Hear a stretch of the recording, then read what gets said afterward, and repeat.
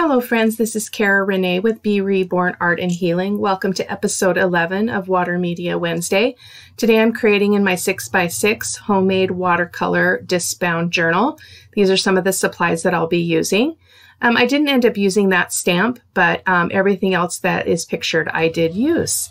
Using some cheesecloth just because I wanted to show you how you can incorporate it into a journal page.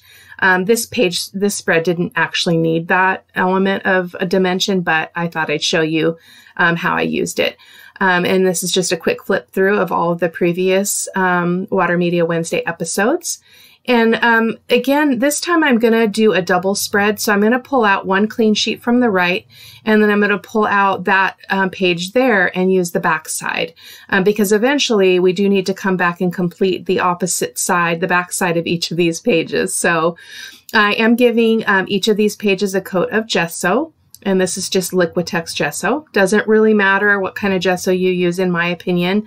It's one of those products that I have not found that brand makes too much of a difference. Matte medium, gel medium, and those kinds of things I'm a little bit more choosy about, but gesso is pretty standard, in my opinion. I'm going to be using this napkin. I believe I got this from Tuesday morning. And so here I'm just going to go ahead and separate the plies. It is a little bit tricky. And then I use the technique also where I use a little bit of Scotch tape and to help me get to that next layer, because sometimes it can be really hard to separate. So even though I lose that corner, in essence, it is a quick way to get that final ply separated. So I'm going to go ahead and choose pretty much one of the whole bouquet squares there for my right hand, the right hand side of my journal spread. And then I'll be cutting out some of the other elements as well and using them on the left-hand side.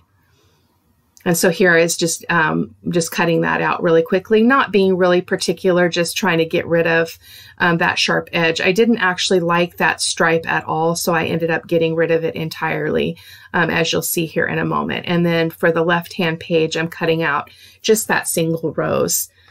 And one of the things I really love about using a napkin is the texture, just the visual texture that it creates on the page, as you'll see in some of the close-up photos at the end.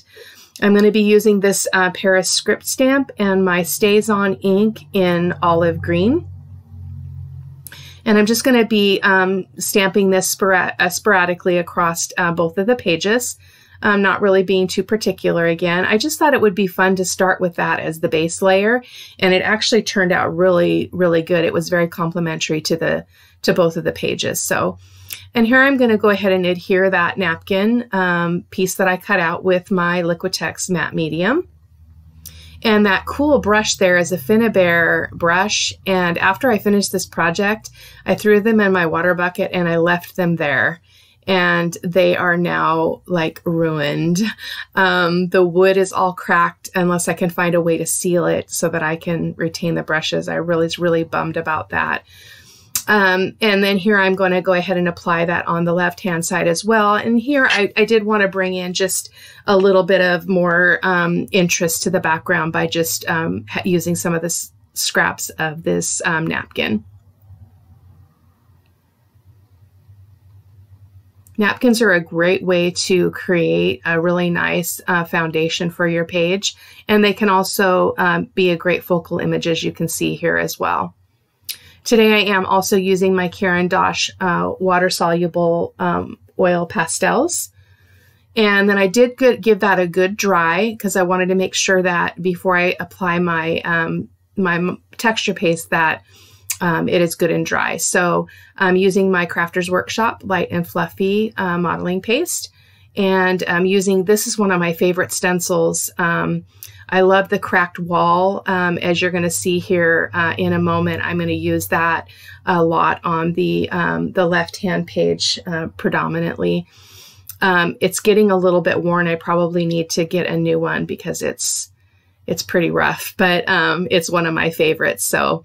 And it created a great element on this piece. I did, like in retrospect, sometimes when you're doing a project and you're like, oh, why did I choose that? Or why did I use that color or whatever. I kind of experienced that on this spread as well. I couldn't find a Caran d'Ache color or color blend that would really match those roses. So you're going to see me fuss around with that and just play around. And that's, again, the beauty of art journaling, is that it's a place to play. It's a place to explore. It's a place to learn about how mediums work. And in this case, it would have been a great place for me to learn how to play around with mixing some colors, because I probably just needed to mix a purple in or something to get that darker shade of red. But I didn't do that. And here is the cheesecloth that I wanted to go ahead and just apply, just so I could show you how it works in your journal, as well as how it captures the color with pretty much any medium that you use. And here I just pulled out my swatch pages for my Caran d'Ache watercolor, water-soluble pastels. And if you want to check out this video, I do have a video on when I swatch these out, so you can see kind of that process a little bit. And so I went with 4 colors. I used olive, yellow, the carmine, and the scarlet. And I did try to mix the scarlet and the carmine to get a different shade of pinkish red, but in my opinion, it didn't really work that great. But again, it was fun to play. These are amazing product. I really need to explore more with them, because I noticed as I was doing this process that if your page is already wet, because you've wet it, to activate the color, a different color, you can actually color right on that wet part, and it just whooshes. It's like kind of like watercolor almost, just beautifully reactive product. So here I'm coming in with the yellow, and I'm going to just put that here and there around the piece. Around the spread on both pages.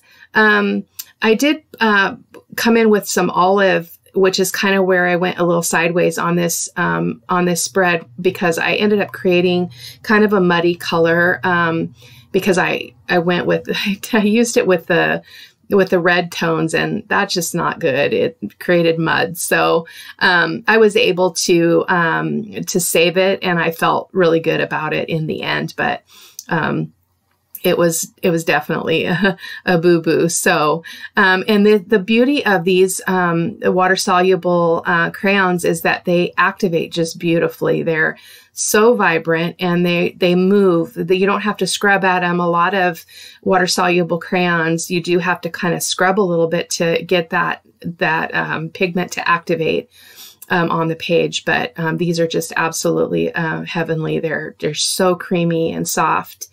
And so here I'm coming in with the carmine, and then I will also come in with the scarlet, as you're seeing there, and I kind of mixed them in the same spots there, which that wasn't where my error was. My error was in bringing in the olive on top of those pinks. And there, right by where my left hand is, you can see where that red activated when I scribbled it on, because that part of the page was wet. So that was really cool. And I'm definitely going to play a lot more with these and that way of activating the pigment. It was really beautiful. And then what I really wanted here was to be able to have you see the texture that is created with that stencil, and this kind of, they're kind of like bricks in the stencil, as you're seeing there on the left-hand side of this page. And you'll be able to see more in the close-ups, but I really wanted to accentuate those. And in the end, it turned out really good. I came in with the olive over top, and it was beautiful. And then here, just again, activating all of those reds, those two reds, the scarlet and the carmine. And then it was just a little bit too vibrant. And in the video, it looks like the left-hand page that I just set aside is much lighter in tone than the right side, but in person, they're really not. You can't really tell the difference. I mean, I guess there's a little bit more darker tone on the left hand or on the right-hand page. but not terribly different. So, and here is the olive that I was talking about. And it wasn't, it was okay in most places that I added it until I took it to the red, the red color family there. And that just, it didn't work the way that I wanted, I guess. In the end, it worked out okay because it did kind of brown that up, and bricks would be brownish. So I guess it's cool, but it wasn't what I was going after. So I decided I was going to bring in a baby wipe and see if I could get a different result from that. And pretty much that just wiped everything away. But that's okay. Again, it's playtime. Your art journal should be a place that you can experiment and play, and not be afraid of any judgment from yourself or from anybody who might see it. And the beauty of art journaling is it's very personal, it's very private, and there's rarely anything that I create that doesn't have some personal deep meaning. And this spread did. And so the quotes and things that or the sentiments I chose were all very meaningful to me. So it's great playtime to get some expressive color down on paper and just have a good time.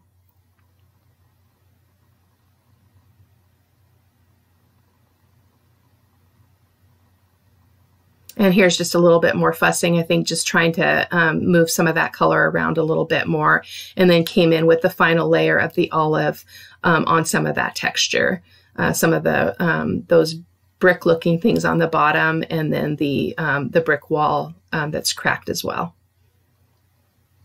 Again, one of my favorite stencils. It is the Crafter's Workshop stencil. I'll put it in my blog in the supply list to get you the actual name of the stencil. I believe that I got it from scrapbook.com. I don't think I can get it on Amazon, but I'll be sure to link that up for you in the supply list. And then again, just dabbing up. A lot of this process is really just looking at it and deciding for yourself what is visually pleasing to you. Does it feel complete? Does it feel balanced? Is it expressing what you want it to express?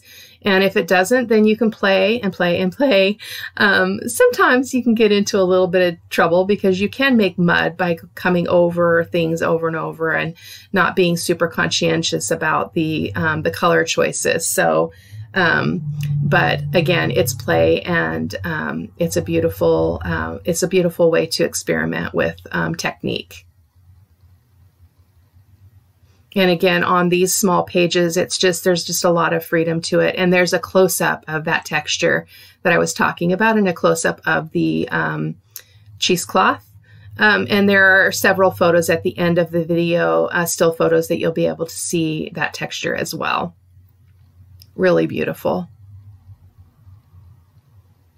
And then I've just decided I have this fine liner with a white acrylic paint and airbrush medium, and I'm just going to use it to go ahead and do my splatters. It worked just fine rather than mixing something up. I wasn't super patient though with the drying, and so I dried it a little bit with my heat tool, and then I put a paper towel over it, and then it did pull some of it up, but that's okay. And keeping in mind also, friends, that I do dry in between the layers. So with my Water Media Wednesday videos, I try to keep it pretty simple. And so I didn't really talk about that as I was going along, and I didn't show much of the drying time. But as a general rule, you do want to dry between layers unless you're working with colors in the same family, and then you don't have to dry in between. You don't have to dry all the time. And so I selected some little sentiments from my stash of stickers. I believe these are from 7 Dot Studios. I've used these before and absolutely love them. And I picked these again with a particular special person in mind, and won't go into talking about that. Just know that, again, your journal is a safe place to say something that your heart is feeling, express love, express gratitude, anything like that. And so this was really me playing. This was a very private time for me to be thinking about this person and thinking about kind of the prayers and wishes and thoughts that I have about her. So it says, Be-You-tiful, that play on that word, and then be bright, be you. And then on the right-hand side, a soul made of meadow flowers, stay wild, moonchild. And every single one of those just spoke to me, and they were perfect for this spread. I did decide I was going to come in with my Art Alchemy waxes. This is Lucky Emerald. And I was rubbing off on my paper because there was some kind of sentiment, I can't say it, built up in the tin. And so I was trying to mix that up a little bit. So I just was applying that to all the raised texture on both of the pages. I did start to do my outlining with my Inktense pencil, but I didn't like it. The charcoal pencil is just so striking that I almost always will go back to that. And so I did in this case too. I did give the Inktense a try, but there's a lot of texture around those sentiments too, which can make it a little bit tricky to get a good shadow. So you can play around with what works for you. I know a lot of people use various colors of Inktense. They use colors to shadow that are a color that's in their design. So yeah, totally up to you. And then here I'm coming around all of my edges with my charcoal pencil. And I don't use my Soho Black Pastel, just using the pencil here. So I hope that you enjoyed this video. Again, this is episode 11. I hope that you'll go back and check out the other episodes. I hope that you are doing well, and I hope that you are finding joy in the moments of a slower life. I know that life is not slow for everyone, but I hope it's a good time for you. I hope that it's a refreshing time. If you have not liked and subscribed to my YouTube channel, I'd sure love it if you did. I love people to see what I'm creating because I really want people to be inspired to experiment, to play, to be childlike, to have fun with color, to get messy. So I hope that you enjoyed it, and I hope that you're having a great day. Take care of yourselves. Talk to you later. Bye-bye. Be bright. Be you.